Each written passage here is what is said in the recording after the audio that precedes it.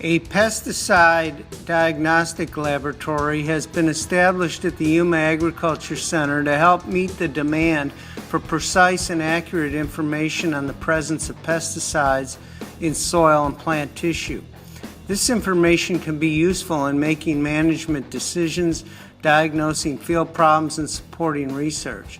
Several people and organizations have helped us learn how to extract various herbicides from soil and plant tissue and how to detect them using liquid chromatography.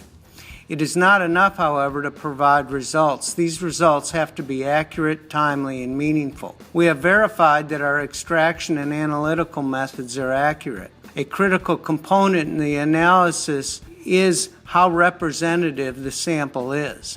Historically, there have been no guidelines on how to sample vegetables for pesticide analysis. We know that herbicides function differently in soil and plant tissue, and that different sampling procedures are likely required for many of them.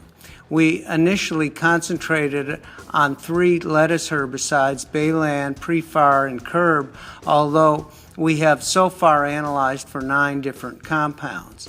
We have found that soil analysis is far more accurate and consistent than is tissue analysis. All 3 of these herbicides are applied to the soil where they are picked up by the weeds in the crop. Only Curb moves much in the plant, while Baylan and Prefar hardly move at all. What we have found in the plant has been filtered through the soil and the plant, and if any at all is found in the crop, it is characteristically from 0.1 to 3 parts per million. Seedling plants are hard to sample, and the amount we find in them is extremely variable.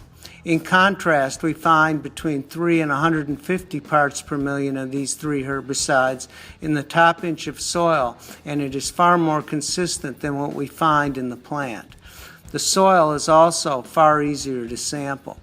To date, we have processed samples for 9 herbicides from fields in the Dome, Welton Mohawk, and Yuma valleys. Until we have a larger database, we need to compare levels measured from unaffected parts of the field with those measured in affected parts for comparison. If you have samples that you would like us to run, please drop them off at the Yuma Agriculture Center.